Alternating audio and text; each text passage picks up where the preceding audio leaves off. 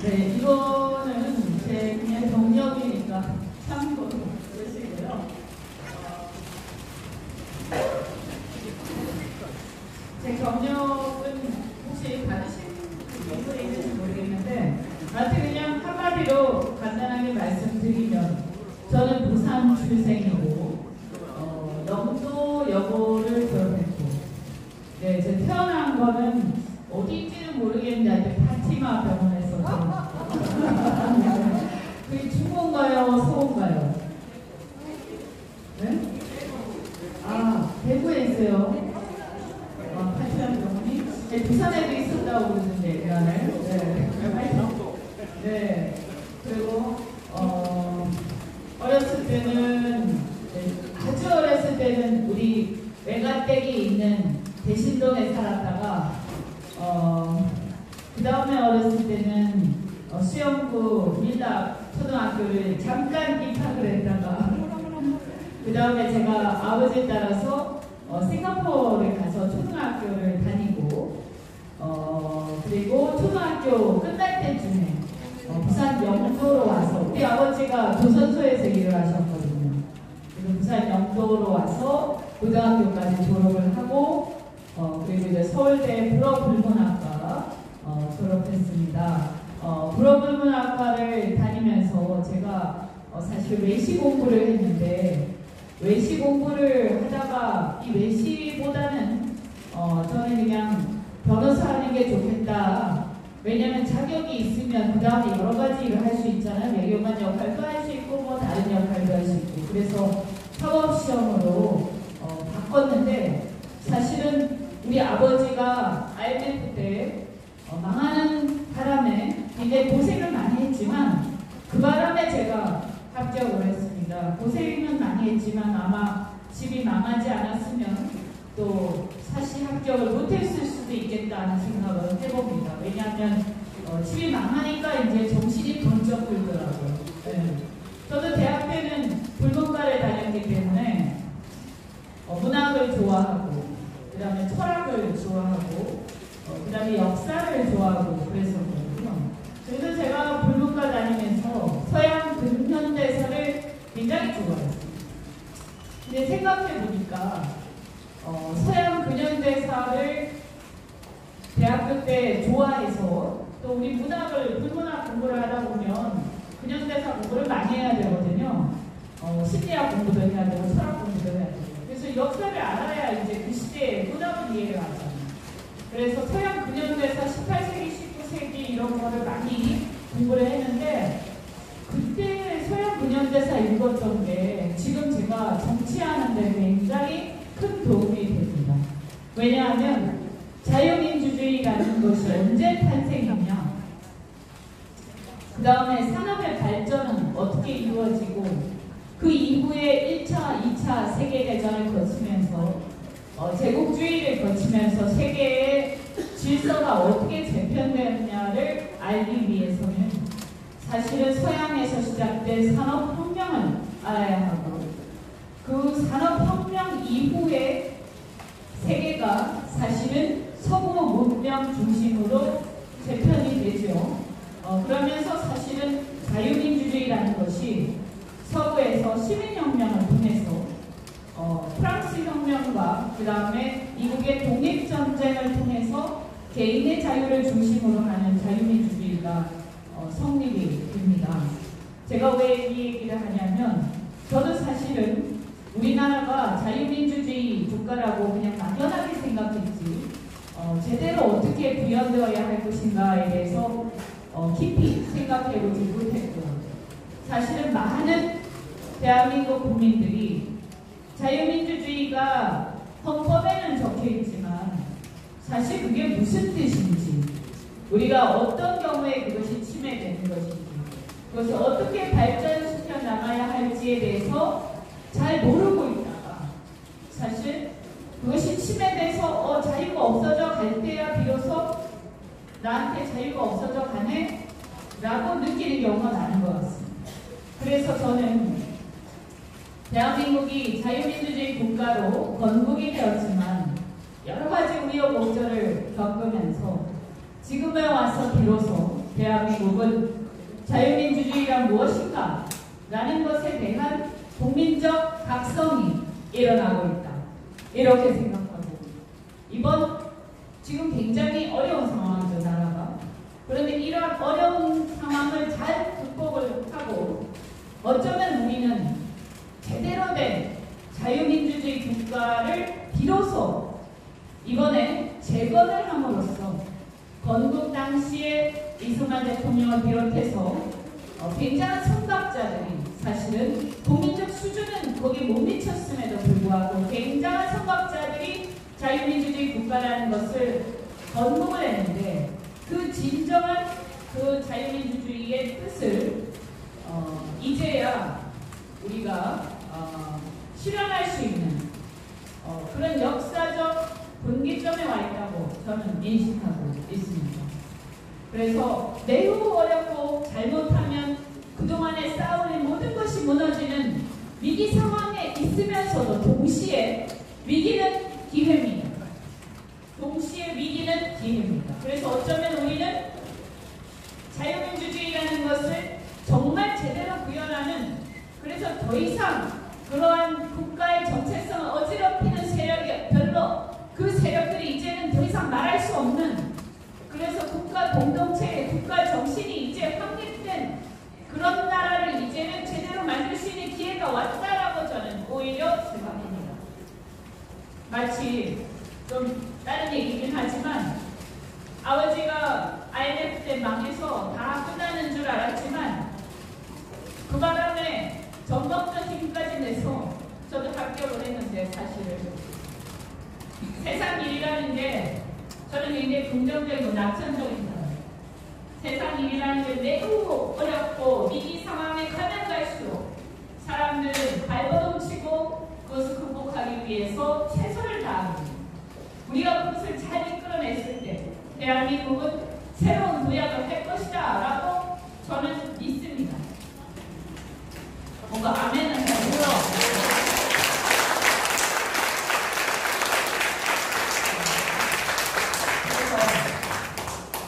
그리고 나서 이제 제가 제 경력 얘기하면서 잠깐 얘기를 했는데 그래서 저는 그러고 나서 이제 변호사를 했는데 변호사 하다 보니까 재미가 없어요. 세상이 재미가 없으면 안 되잖아요. 그죠? 이 보람이 있어야지. 뭔가 흥미진진해야 돼. 뭔가가 에너지가 넘쳐야 돼. 근데 그냥 맨날 사무실에서 그러고 있어가지고 야 이거 내가 생각했던 게 아니네. 너무나 지루하네.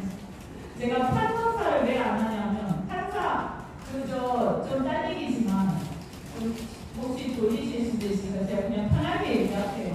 되게 편하게 들으세요.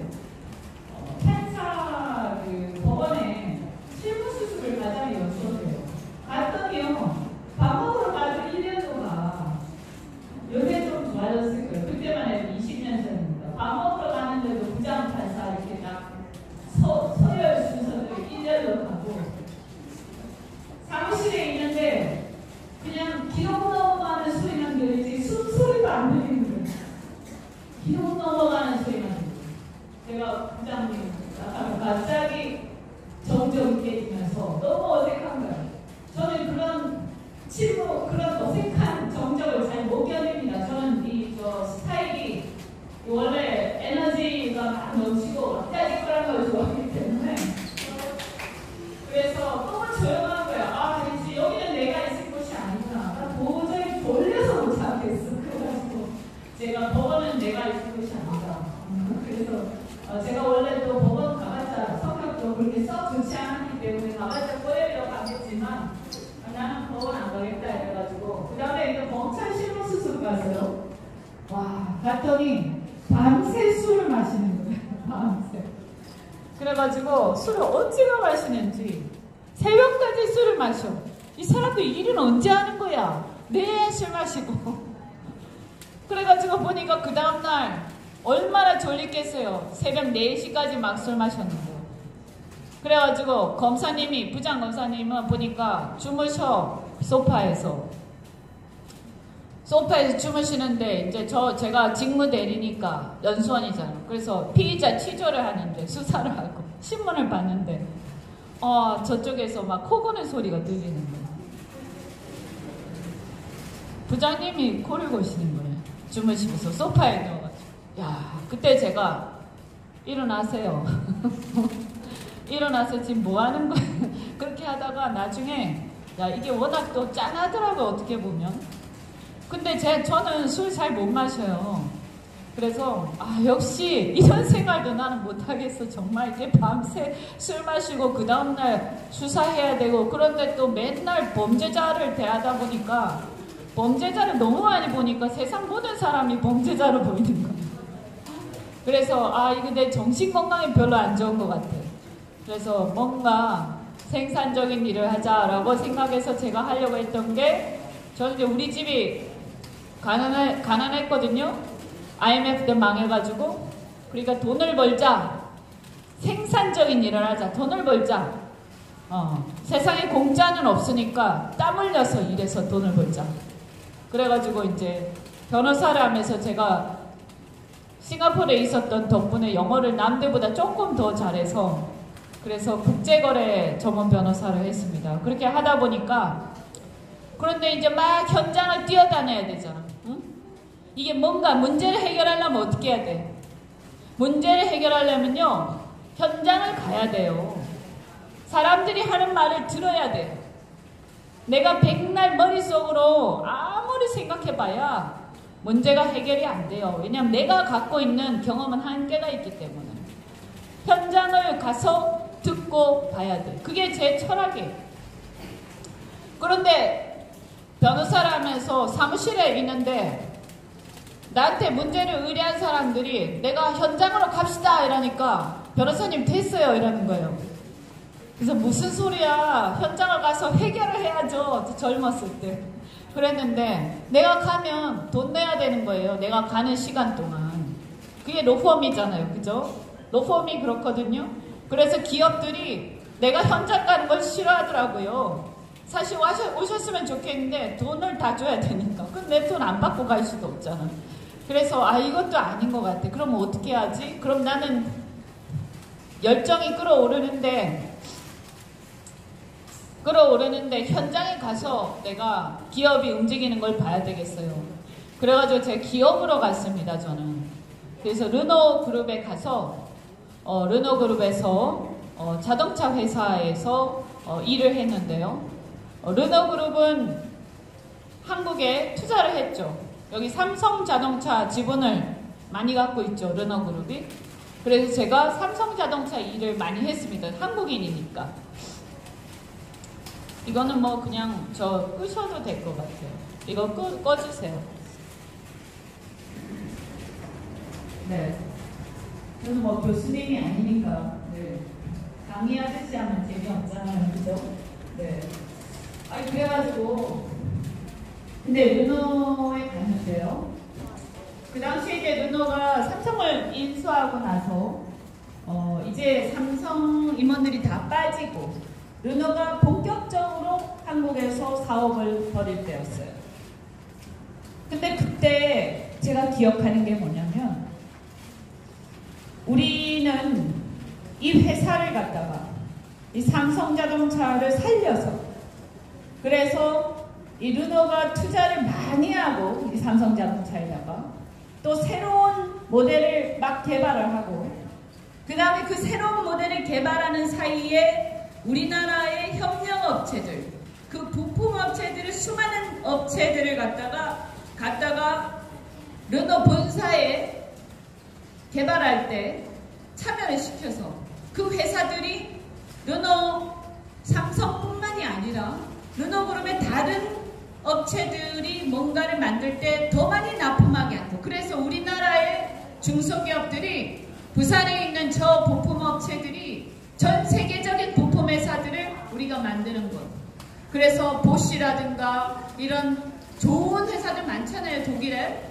그런 강소기업을 우리도 부산에 있는 저 삼성자동차의 협력업체들을 저렇게 키워보자 라고 생각하면서 출장을 갈 때마다, 협상을 할 때마다 우리는 해외에 있는 다른 업체들한테 우리 회사의 협력업체들 선전을 막 했습니다. 그러니까 경제라는 게 말이에요. 그냥 되는 게 아니에요. 제가 왜 이 얘기를 하냐면 그냥 되는 게 아니란 말이에요.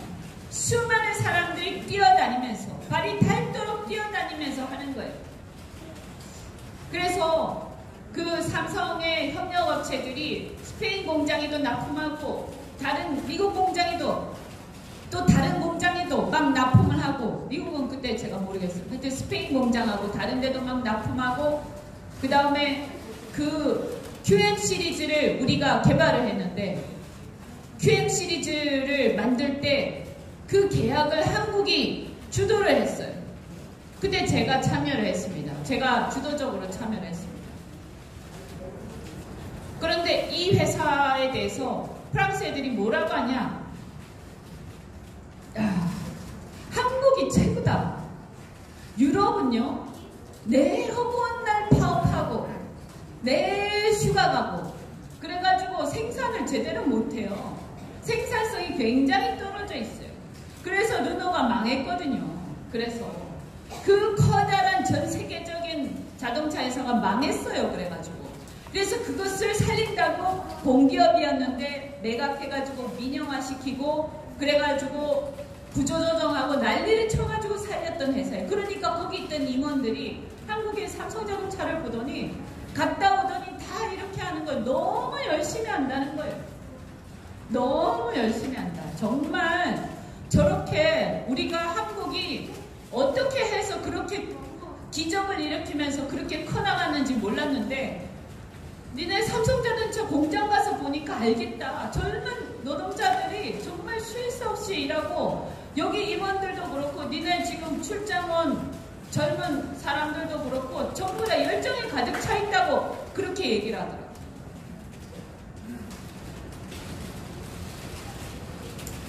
제가 왜 이 얘기하냐면요.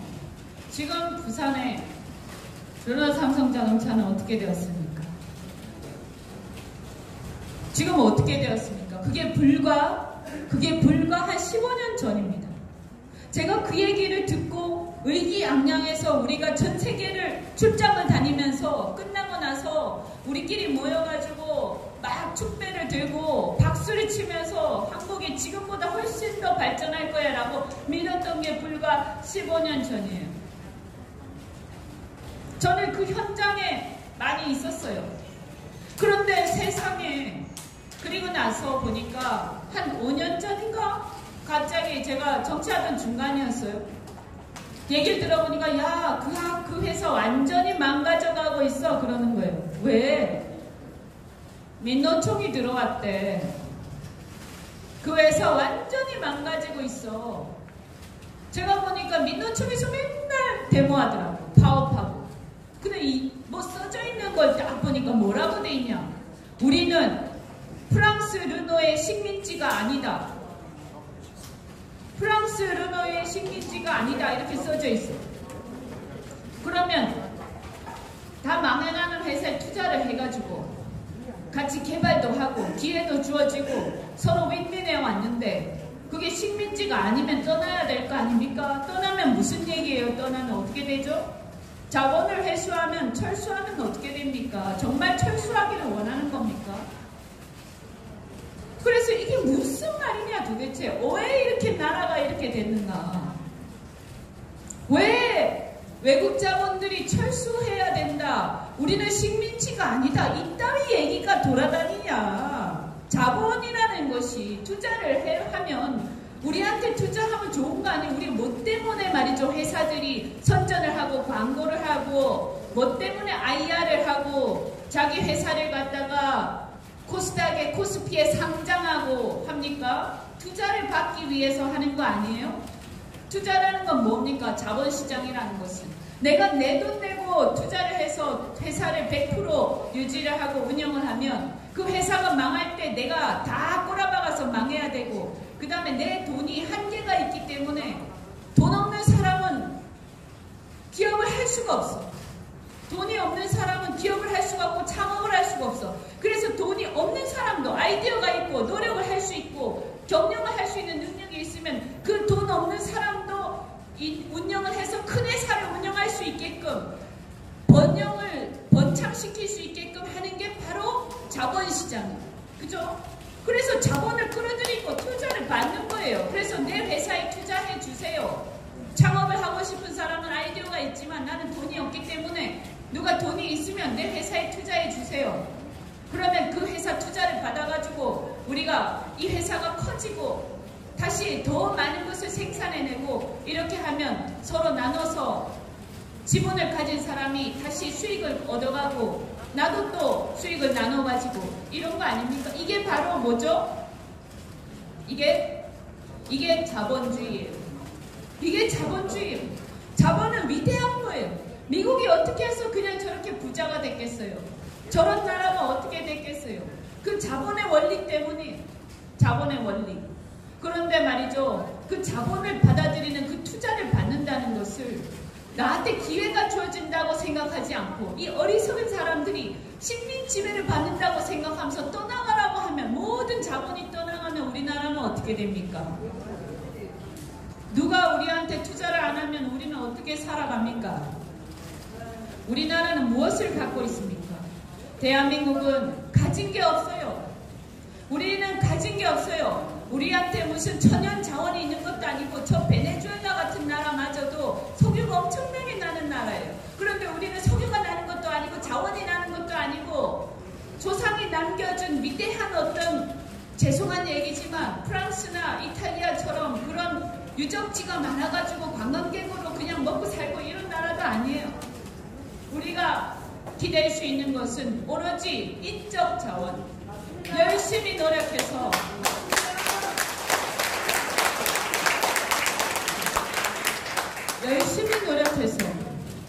그래서 뭔가를 만들어내고 다른 나라 사람들한테 우리가 만든 물건을 팔고 우리의 서비스를 팔고 그렇게 해서 우리는 부자가 되는 거예요. 그렇게 해서 부자가 되기 위해서 노력해왔어요. 그런데 우리는 그렇게 부자가 되기 위해서는 또 자본이 필요해요. 돈이 필요해요. 투자를 받아야 돼요. 외국에서 투자를 받아야 돼요. 우리가 나름대로 투자할 수 있는 우리 자체적으로도 돈을 많이 벌어서 축적을 해서 투자할 수 있는 여력을 만들어야 돼요. 그게 우리가 살아갈 수 있는 생존 방식이었습니다. 다른 방식은 없어요. 사실 유감스럽게도 우리는 그렇게 살 수밖에 없습니다. 그것이 우리의 운명입니다. 그러면 나는 그런 나라에서 태어났는데 야, 왜 내가 이런 나라에서 태어났을까? 피곤하게 시리 그냥 좀 예를 들어서 그냥 부잣집에서 좀 태어났으면 아무것도 하는 일 없이 부모가 많이 물려주면 우리의 유산 가지고 떵떵거리면서 살 수 있었으면 그런 부자 나라에서 태어났으면 아니면 아무것도 없이 그냥 앉아 있어도 누워만 있으면 자원이 뚝뚝 떨어지고 그 다음에 광활한 초원과 광활한 땅을 가지고 있어서 가만히 있어도 그냥 거기서 나는 자원 가지고 먹고 살 수 있었으면 사람도 별로 없고 그래 나눌 사람도 별로 없고 경쟁 안 해도 되고 얼마나 좋습니까? 그런데요 우리가 개인도 그렇잖아요. 왜 나는 가난한 집에서 태어났을까? 더 부잣집에서 태어났으면 좋았을 텐데 왜 나는 가난한 집에서 태어나서 이렇게 힘들게 살아야 할까? 라고 자기 자신을 자책하고 좌절을 하지만 결국 어떻습니까? 그렇다 하더라도 나한테 기회가 주어진다면 내가 열심히 노력하는 수밖에 없지 않습니까? 그것을 자기 자신을 자책하면 무슨 소용이 있어요? 똑같은 거예요. 우리나라에서 왜 대한민국에서 태어났을까? 이런 얘기를 할 시간이 어디 있어요? 그냥 우리는 그렇게 태어났어요. 그러면 이 안에서 최선을 다해서 이것을 만들어 가야 되는 거예요. 왜냐? 여기서 나는 포기를 해도 되지만 우리 아이들이 있지 않습니까? 나는 포기를 해도 되지만 우리 아이들이 있고 우리의 미래가 있는데 나라를 그냥 이대로 포기할 수는 없지 않습니까? 그래서 자기가 가진 운명을 우리는 개척해야 되는 거예요. 그런데 이놈의 정치권들이 말이죠. 국민들한테 표 얻으려고 국민들을 갈수록 나약하게 만들고 있습니다. 국민들한테 표 얻으려고. 그런데 그렇게 가면 우리는 생존할 수 없는 운명 속에서 태어났는데 어떻게 하란 말이야. 그런데 이런 국민들이 어려움 속에서도 국민을 다독여가면서 자 우리는 이렇게 태어났지만 그러나 우리보다 더 어려운 집안도 있고 더 어려운 나라도 있고 그래도 이때까지 우리는 잘해왔다. 그러니까 열심히 해서 우리가 또 이 위기를 극복해보자 라고 하면서 다독이면서 가야 되는데 너무 정치인들이 돼가지고 앞장서서 국민들을 현혹하고 뭐라고 하냐면 여러분 인생이 말이죠. 열심히 일하는 게 다가 아니에요. 우리가 책임져 줄게요. 당신들을. 국가가 다 책임져 줄게요. 가만히 놀고 있어도 다 돈 다 줄게요. 이제는 노력할 만큼 했으니 이제 그만 놀아도 돼요. 인생이라는 게 땀 흘려서 일하는 게 다가 아니에요. 적당히 즐기면서 한평생 뭐가 있어요. 이러면서 자꾸 얘기를 해요. 뭐 저는 말이죠. 일반인들은 그런 얘기 할 수 있어요. 그런데 정치 리더들이 그런 얘기 해갖고 됩니까?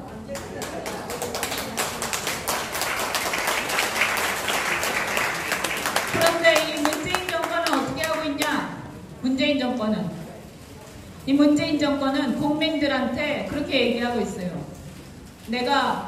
우리가 국가가 국민 여러분을 책임지겠습니다. 누구 돈으로? 실은 국민들 돈으로? 내 돈 아니야. 국민들 돈으로 내가 다 책임지겠습니다. 당신들의 노후도 책임지고 청년들도 놀아도 되고 실직하면 다 책임지고 나라 망하든가 말든가 가가지고 쓸데없는 것까지도 전부 다 병원에 가가지고 다 검사받고 다 하세요. 나중에 우리가 지금 혹시라도 큰 질병이 창궐할 경우를 대비해서 돈을 쌓아놓은 게 몇십 조 있었는데 그건 내가 임기 중에 다 탕진할 거니까 알아서 다 하세요. 그럼 내가 임기 끝나고 나면 그 다음에 어떻게 할 겁니까? 그건 내가 알 바가 아닙니다. 지금 그렇게 하고 있죠? 건강보험의 누적 적립금이 거의 탕진되어 가고 있죠. 이게 10조 넘게 있었는데 문재인 정권 말기가 되면 동이 납니다. 이때까지 우리가 모아놨던 거 다 탕진하고 그래가지고 병원 안 가도 되는데 가가지고 이런 거 저런 거 다 하고 야 요즘에 세상 좋아졌어 하고 여러분께서 하고 있는 사이에 그 돈은 하나하나 탕진돼 가면서 이제 여러분 자식들이 여러분 손자들이 나중에 정말로 어려운 상황이 왔을 때 병원 가도 수술도 못하는 그런 나라가 되어 갈 것입니다. 그래서 좋은 게 아니란 말이에요. 국가가 나를 책임진다? 대한민국은 국민 주권 국가입니다. 주권은 국민한테 있다. 모든 주권은 국민으로부터 나온다. 대한민국은 민주공화국이다. 이 얘기 많이 들어보셨죠? 제가 계속 얘기합니다. 여러분 주권자입니다. 대한민국 주권자예요. 그럼 내가 주인이에요. 대한민국의 주인이란 말입니다. 여러분께서 대한민국의 주인이라면 어떻게 해야 됩니까? 주인은 그 집에 도둑놈이 들면 제일 바쁜 사람이 누구예요? 주인이어야지. 그죠? 집에 도둑이 들까봐 전전긍긍하는 거는 그 집 주인이에요. 거기 새 들고 있는 사람은 자기만 피해 안 가면 돼. 집이 뭐 어떻게 그것보다는 나만 안 다치면 되는 거예요. 어때요? 이 집에 살림이 거덜나면 안 되잖아. 그죠? 그러니까 주인이라면 그 집안의 살림이 거덜나는지 제대로 운영되고 있는지 살펴야 마땅한 거예요.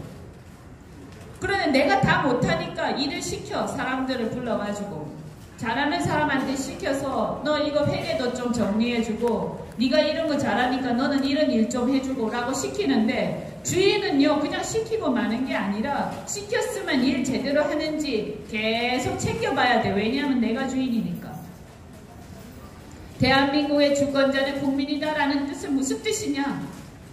내가 주인이기 때문에 대한민국의 국방이 제대로 지켜지고 있는지 나라가 제대로 지켜지고 있는지 내가 챙기는 거예요. 내가 가서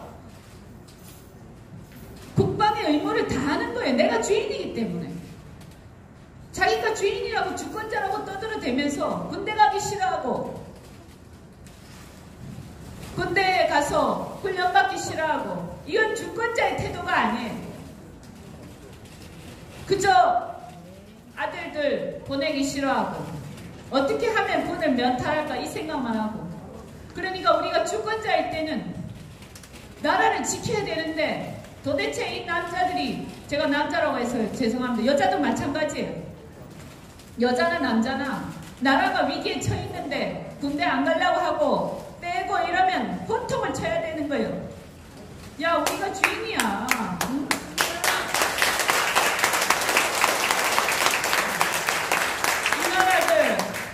이 나라를 누가 지킨다는 말이야. 주인이 안 지킨다고 하면 그렇지 않습니까? 살림이 거덜이 날 때는요 이 살림 거덜내는 놈을 갖다가 잘라야 되는 거예요. 맞습니다. 살림을 거덜내고 맞습니다. 그 돈 가지고 생색 내면서 이거 해줄게 저거 해줄게 내가 너를 책임질게 이렇게 얘기하면요 그 사람은 주인들이 잘라야 되는 거예요. 어? 자기 살림 제대로 안 살고 지가 생색 내고 있잖아. 밖에 나가가지고 그럼 잘라야지. 그래서 국민주권이라는 걸 정확하게 이해해야지.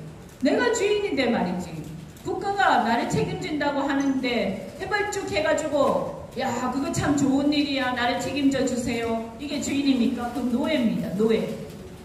누군가가 나를 책임진다라고 했을 때 공짜가 어디 있어요? 그 사람이 나를 책임지면 나는 그 사람한테 종속됩니다.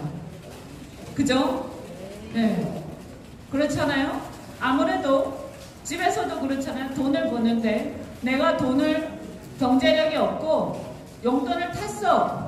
그럼 용돈 주는 사람한테 내가 아무래도 눈치 보게 되지 않습니까? 그렇죠? 마찬가지로 국가가 우리한테 공짜인 척 하면서 자꾸 뭘 줘. 그러면 어느 순간 있잖아요. 그 돈 떨어질까봐 하고 싶은 말도 못합니다. 이제 응?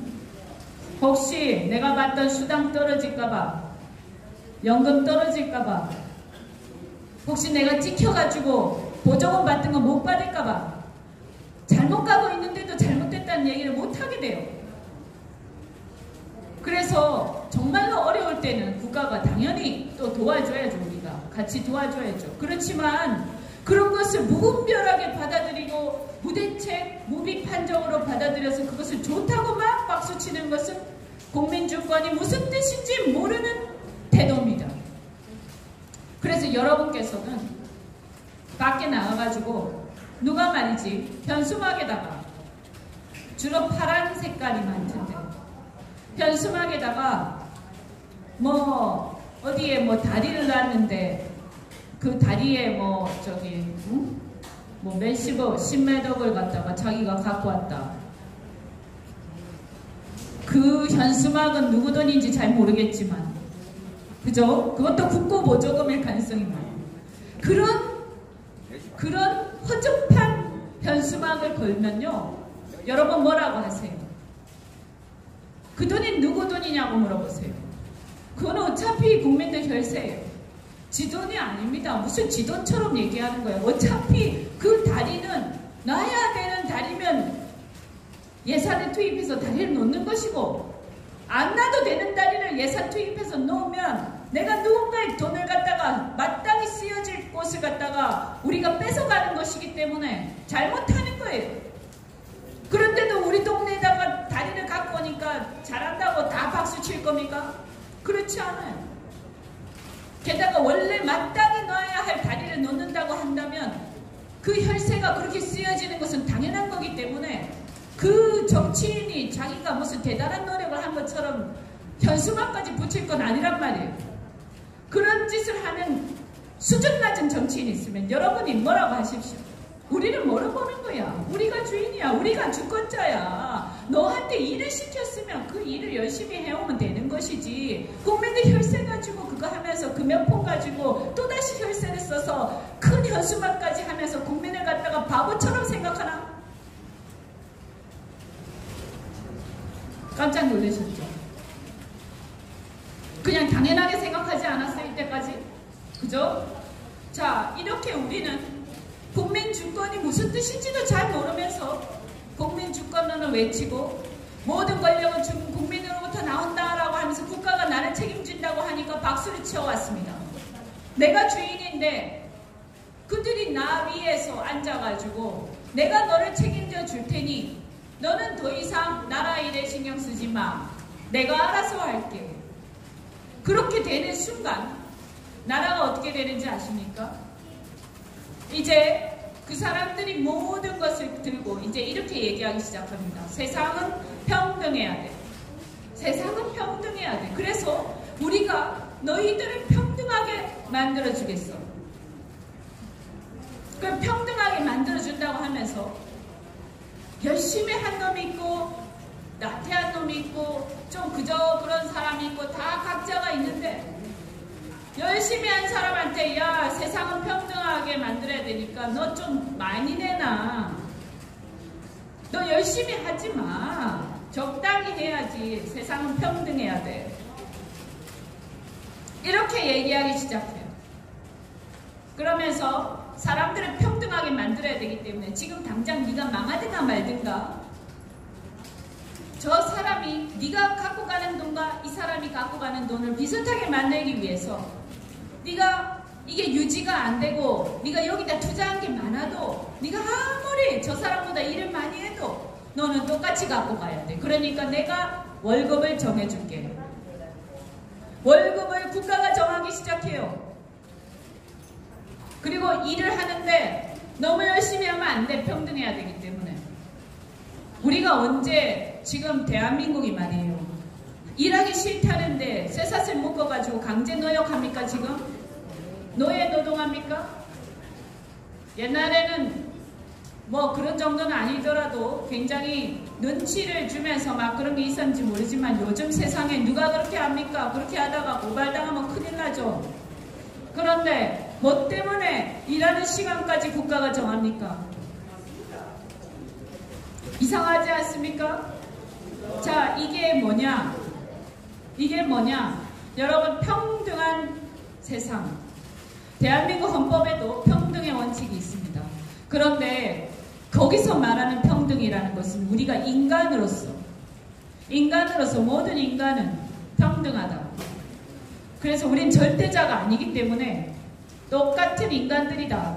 그러니까 인간으로서의 존엄성을 똑같이 우리가 존중받고 기회를 부여를 받고 그런 걸 말하는 것이지 내가 노력한 결과가 똑같아지는 것을 말하는 것이 절대 아닙니다. 우리 헌법에서 말하는 평등은.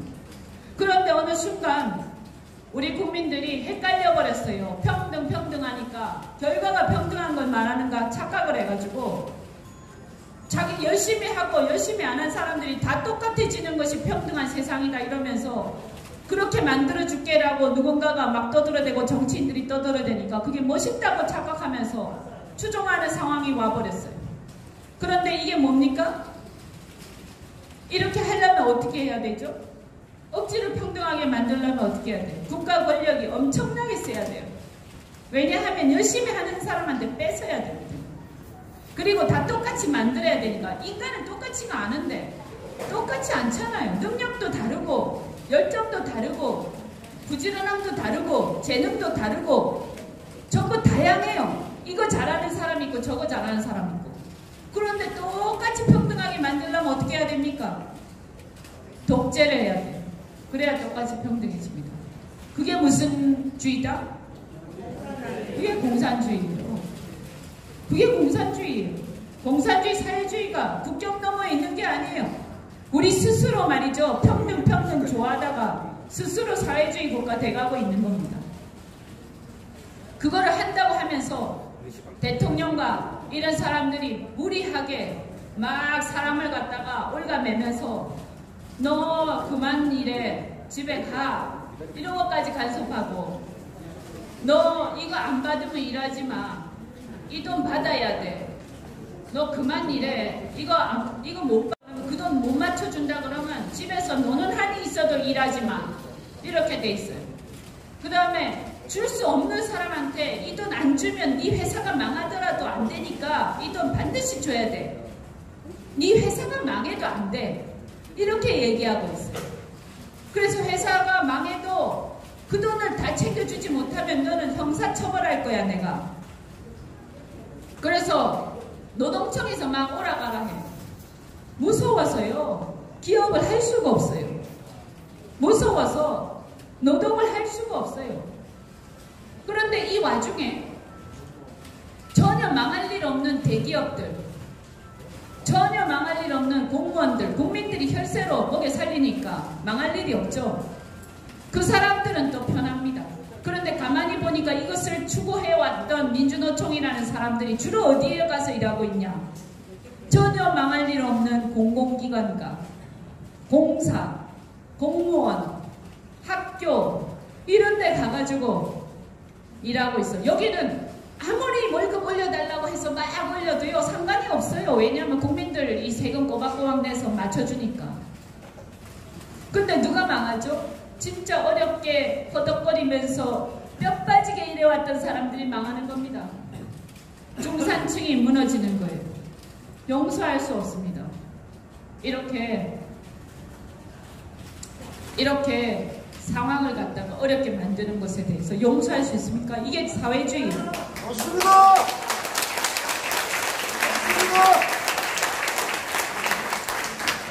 그래서 우리 스스로 말이에요. 북한이 쳐들어와서 사회주의 되는 거 아니에요. 우리 스스로 사회주의가 돼가고 있는 거예요. 이게 왜 경제가 죽어가고 있지? 다른 나라는 괜찮은 것 같은데 일본은 사람이 없어서 난리라는데 왜 우리나라만 이렇게 힘들지? 다른 나라 미국같이 큰 나라도 3% 성장한다는데 우린 이번에 1%대 성장한다는데 응? 이게 무슨 일이냐 도대체. 왜 이렇게 되는지 아십니까? 왜 사람들이 의욕을 상실할까요? 사회주의의 몰락의 징조입니다. 다른 게 아니고 사회주의는 사람이 의욕이 상실돼. 왜냐하면 내가 아무리 열심히 해도 그게 내 꾀가 되는 게 아니라 여기저기서 뜯어가고 내가 아무리 열심히 해도 정치권에 줄 안 서면 안 되거든.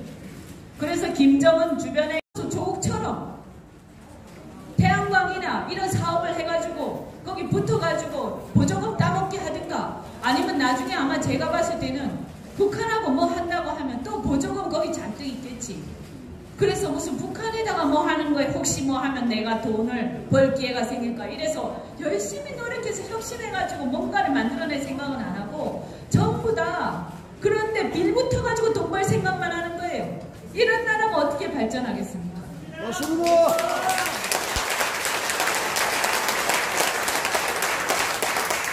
요즘에 일본 가지고 난리잖아요. 여러분 저는 처음부터 얘기했습니다. 이 사람들이 왜 이렇게 난리를 칠까? 과거사가 어제 오늘 일이 아니었는데 세상의 모든 세계의 나라들이 다 과거에 보면 1차 대전, 2차 대전 때 다 어떤 그런 과거의 갈등들이 있었고 침략한 나라가 있었고 피해를 본 나라가 있었고 그 이후에 모든 게 정리가 됐지만 사실은 끝도 한도 없는 거죠. 그래서 서로 간에 과거사를 가지고 갈등은 어떤 나라들이나 웬만큼 있습니다. 그것을 잊자는 게 아니라 우리가 과거사를 과거사대로 또 해결할 건 해결해가고 또 잊지 말 것은 잊지 말더라도 현재와 미래는 별개의 문제입니다. 우리가 일제히 침략을 당한 것은 조선입니다. 조선. 구한말 때 무능했기 때문에 침략을 당했고 전쟁도 한 번 하지 않고 그대로 내줬어요. 기가 막힙니다. 전쟁도 한정이 없는 나라에 이 나라는. 우리의 자유를 지키기 위해서 전쟁을 하지 못했어요. 그래서 그냥 내줬어요. 고종이 일본한테. 그만큼 무능했습니다. 그리고 나서 일본이 패망을 했죠. 그리고 나서 우리는 자유 대한민국을 새로 건설을 했어요. 자유 대한민국과 자유민주주의 일본은 이제 우방국입니다. 과거의 과거사는 우리가 같이 또 협의하고 때로는 갈등하고 때로는 싸우기도 하면서 가야 되지만 미래를 위해서 우리가 협력할 건 협력해야죠. 그리고 실제로 아무것도 없던, 자본이 아무것도 없던 대한민국은 어쨌든 한일 청구권 협정을 통해서 6억 달러의 유상무상 원조를 받고 그걸 통해서 포항대철을 세우고 고속도로를 건설하고 해서 그걸 기반으로 해서 우리 경제가 발전했습니다. 산업화를 이루었습니다. 만약에 그때 그분들이, 우리 아버지들이 자존심이 상하니까 우리는 교류를 안 할 거야 라고 했으면 지금 우리는 어떻게 되었을까요? 우리 아버지는, 저희 아버지는 조선소에서 일을 하셨는데, 해운회사에서 일을 하셨는데, 그 산업이 막 뻗어나갈 때 우리나라의 많은 해운과 조선회사들은 여기 부산에 많이 있었죠? 일본 회사들의 도움을 받기도 하고 또 때로는 거기 기술을 우리가 갖고 오기도 하고 협력을 하면서 성장을 했습니다. 어느 날 제가 기억을 합니다. 우리 아버지는 너무 바쁘셨어요. 집에 저녁 때 항상 밤늦게 오셨어요. 그런데 맨날 손님 접대하고 와가지고 못 마시는 술을 그렇게 마시고 집에 와서 새벽에 와서 깨우고 우리를 막 뽀뽀하면서, 그죠? 딸내미 있으니까. 그러면서 막 깨우면 너무 싫었어요, 저는 그게. 그런데 어느 날 제가 아버지가 술이 잔뜩 취해서 오바이트를 화장실에서 하면서 고통스러워하는 걸 제가 봤습니다. 그때 저는 알았습니다. 아버지가 자존심이 없어서 그렇게 일본 바이어들한테 대접을 하면서 술을 마시고 한 게 아니라는 것을 제가 깨달았어요. 저렇게 고통스러운데도 아버지는 자식들을 먹여 살리고 우리나라를 그런 평범한 회사원들이 다 하나하나 쌓아 올라가서 이 나라의 산업화를 이룬 것입니다. 대한민국의 번영은 그런 평범한 사람들의 피나는 노력으로 이루어진 것입니다.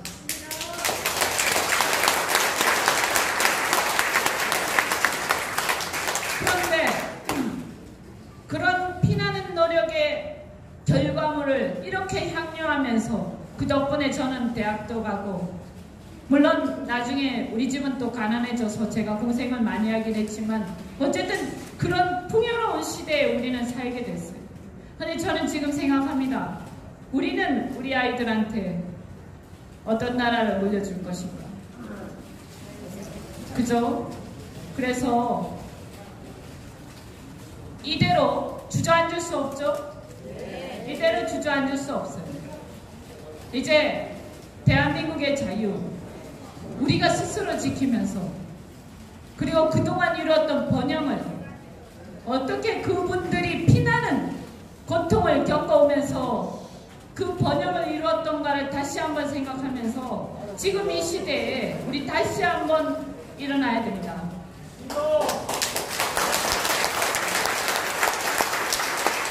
그래서 일본이 좋아서도 아니고 미국이 좋아서도 아니고 그런 것 때문이 아닙니다. 정치는, 그리고 국제관계는 우리의 국익은 감정을 아는 게 아니에요. 왜냐? 내가 혼자 있는 게 아니거든요. 우리는요, 수많은 우리 자식들을, 우리 미래를 책임져야 되는 거예요. 그래서 책임 있는 어른으로서 정말로 이 대한민국이 지금 3만 불에서 고꾸라져 갖고 되겠습니까? 여기서 2만 불, 1만 불대로 떨어져서야 되겠습니까? 그리고 우리 자식들이, 우리 청년들이 일본에 가서 취직을 하는 이 와중에 반일 감정이나 일으키고 왜 일본 가서 취직하는 상황이 되었습니까? 우리나라 경제가 개판이 되니까 일자리가 없어서 남의 나라 가서 취직하는데, 그런데 말이지 하나도 도움도 안 되는 주제에 거의 반일 감정이나 일으켜서 그런 식으로 국민들을 선동하고 무책임하기 짝이 없어요. 맞습니다. 맞습니다.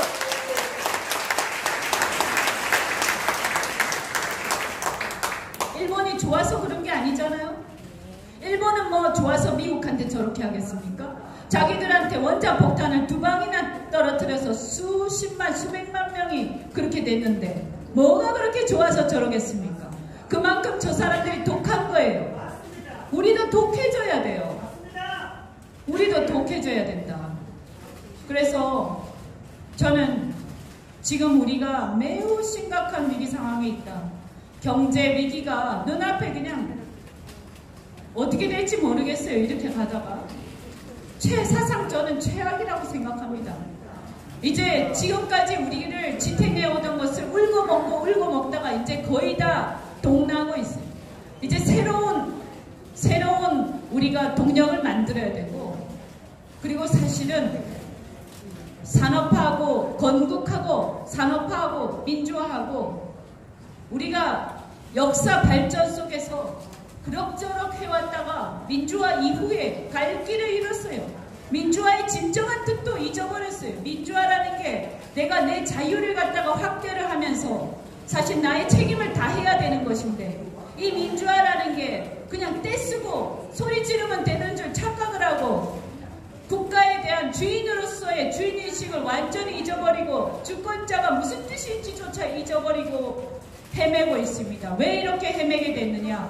대한민국은 국가 공동체가 처음에 건설이 될 때 자유민주주의라는 그 이념 하에서 우리가 합의를 하고 그것으로 총선거를 치르고 여러 가지 어려움과 혼란이 있었지만 그래도 무사히 대한민국은 나라를 건설했어요.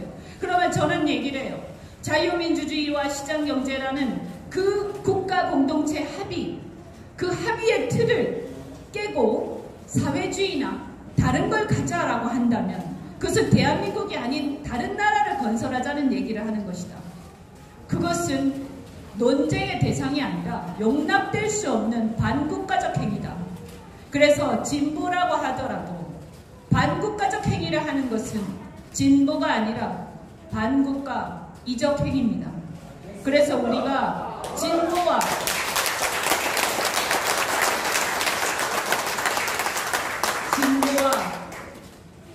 진보와 반국가 행위를 구별해야 돼요.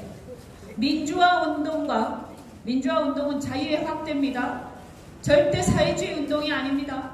그런데 민주화 운동을 했다고 하면서 사실은 사회주의 운동을 하는 사람들은 거짓말쟁이들입니다. 그것을 우리가 잊어서는 안 됩니다. 그래서 우리는 우리의 국가 공동체 합의, 자유민주주의와 시장경제라는 그 합의를 유지를 하면서 그 안에서 논쟁을 하고, 그리고 사실은 그 정신을 다시 한번 바로잡으면서 우리가 어떻게 이제는 민주화 이후에 뭐냐? 우린 인류국가가 돼야 돼요. 인류국가. 이제는 사기치고 거짓말하고 국민들한테 허튼 소리하고 이런 정치꾼들이 발을 못 붙이는 나라가 되어야 하고,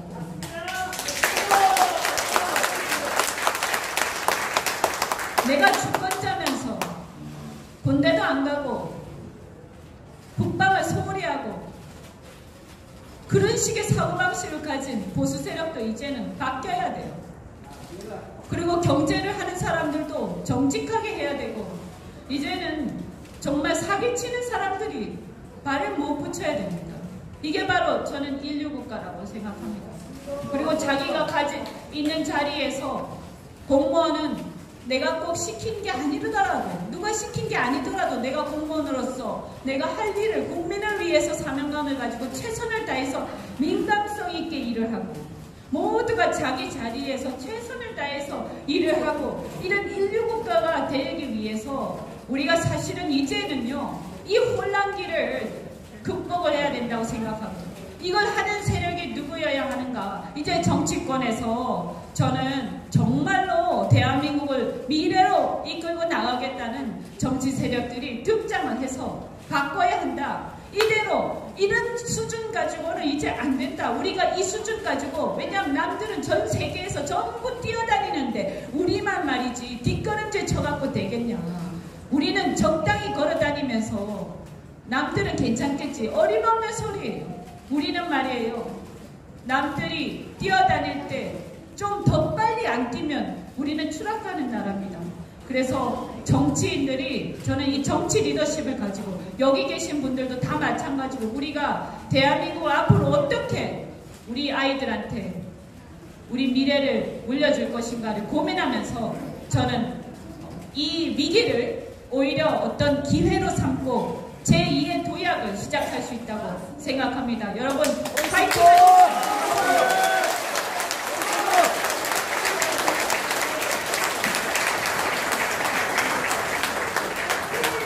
네, 멋진 강연을 해주신 이현주 의원님께 다시 한번 큰 박수를 부탁드립니다.